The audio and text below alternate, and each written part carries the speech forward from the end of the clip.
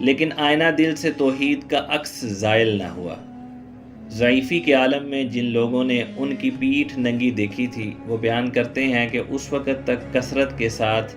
سیاہ لکیریں، تپتی ہوئی ریت اور دہکتے ہوئے انگاروں کے داغ ان کی پیٹھ پر موجود تھے۔ صحیح بخاری کی ایک روایت ہے کہ حضرت عمار بن یاسر رضی اللہ تعالیٰ عنہما جس وقت ایمان لائے تو انہوں نے حضرت ابوبکر صدیق رضی اللہ تعالیٰ عنہ کے علاوہ صرف 5 غلام اور 2 عورتوں کو آپ صلی اللہ علیہ وسلم کے ساتھ دیکھا۔ یہ وہ حضرات تھے جنہوں نے اپنے اسلام کو ظاہر کر دیا تھا، ورنہ صحیح روایات کی بنا پر اس وقت تک 30 اصحاب رضی اللہ تعالی عنہم سے زیادہ اس دائرہ اسلام میں داخل ہو چکے تھے، جنہوں نے مشرکین کے خوف سے اعلان نہیں کیا تھا۔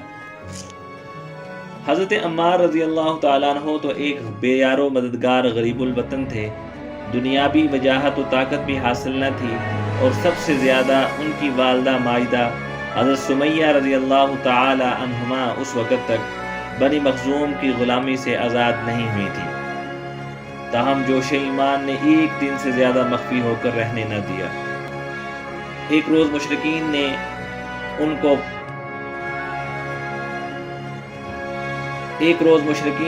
کو پانی میں اس قدر غوطے دیے کہ بالکل بدحواس ہو گئے، یہاں تک کہ اسی حالت میں ان پر ظلم کرنے والوں نے جو کچھ چاہا ان کی زبان سے اقرار کروا لیا۔ اس کے بعد ان کو اس مصیبت سے تو خلاصی مل گئی، لیکن غیرت ایمانی نے دل کو رنجیدہ کر دیا۔